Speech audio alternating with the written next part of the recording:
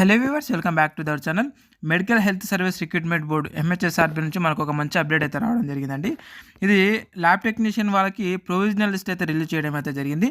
మరి ఇది చాలా మంచి అవకాశం అనమాట మీరు అబ్జెక్షన్ చేసుకోవడానికి. ఇది ఫైనల్ మెరిట్ లిస్ట్ కాదు, గుర్తుపెట్టుకోండి, ప్రొవిజనల్ లిస్టు. మరొక లిస్ట్ అయితే మనకు రిలీజ్ అవుతుంది, అది తర్వాత. సో ఇప్పుడు మనకు జస్ట్ ప్రొవిజనల్ లిస్ట్ అయితే రిలీజ్ చేయడం జరిగింది. ఇక్కడ చూడండి, మనకి 6 జూన్ రోజు మనకు రిలీజ్ అయినాయి కదా ఇవే మనకి. అయితే ఇక్కడ నేను డైరెక్ట్ ఆల్రెడీ నేను మన టెలిగ్రామ్ మరియు వాట్సాప్ గ్రూప్లో లింక్ అయితే పోస్ట్ చేశాను. ఆ లింక్ పైన క్లిక్ చేస్తే మనకి ఈ విధంగా అయితే వెబ్సైట్ అయితే ఓపెన్ అవుతుంది. అయితే ఆ లింక్ పైన క్లిక్ చేస్తే మనకి ఈ విధంగా వెబ్సైట్ ఓపెన్ అయిన తర్వాత మీరు ఇక్కడ వచ్చి సో ఇక్కడ క్లిక్ చేయండి. Okay, so lab technician grade 2 recruitment click here for details of applicants అని చెప్పేసింది కదా. సో దీనిపైన క్లిక్ చేస్తే మీకు ఈ విధంగా వస్తుంది. సో అయితే మీరు మీ మెయిల్ ఐడిని చేస్తూ చేయండి.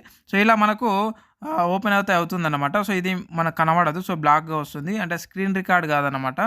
స్క్రీన్ రికార్డ్ కాదు, స్క్రీన్ షాట్ కాదు. సో అందుకోసమే నేను మీకు చూపిస్తున్నాను ఎట్లా ఓపెన్ చేయాలనేది. సో అందులో మీ డీటెయిల్స్ అయితే ఉంటాయి, మీకు ఎంత వెయిటేజ్ మార్క్స్ కలిపారు, సో మీరు లోకాలిటీయా నాన్ లోకాలిటీ అనేది మొత్తం కూడా అందులో ఉంటుంది. సో ఒకసారి చూసుకోండి.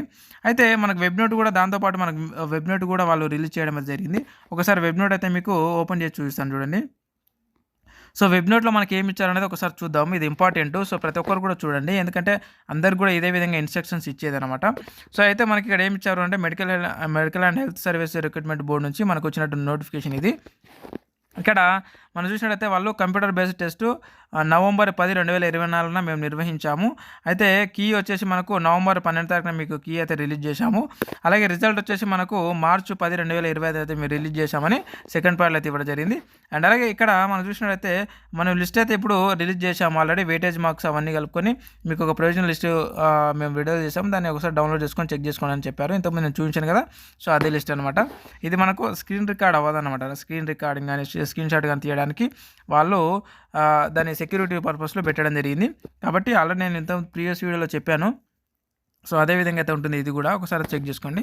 ఇకపోతే మనకు అబ్జెక్షన్ చేసుకోవడానికి అండి, ఇప్పుడు ఇచ్చినటువంటి ఏదైతే ప్రొవిజనల్ లిస్ట్ ఉందో ఆ లిస్టు చూసిన తర్వాత మీకు ఏమైనా ఓకే అబ్జెక్షన్ చేయాలని అనుకుంటే 10 తారీఖు నుంచి, ఓకే మనకు జూన్ 10 తారీఖు నుంచి 15 తారీఖు లోపు మీరు సాయంత్రం 5 గంటల వరకు మీరు అబ్జెక్షన్ చేసుకోవచ్చు. ఎక్కడ అబ్జెక్షన్ చేసుకోవాలంటే అది కూడా ఆన్లైన్లోనే, చూడండి గుర్తుపెట్టుకోండి, ఆన్లైన్లోనే అబ్జెక్షన్ చేసుకోవాలి. మీ యొక్క ఐడి తోటి మీరు సైన్ ఇన్ అయ్యి, ఓకే మీరు లాగిన్ అయ్యి మీ యొక్క ఐడి తోటి మీరు లాగిన్ అయ్యి ఆ లాగిన్ నుంచి మీరు అబ్జెక్షన్ చేసుకోవచ్చు.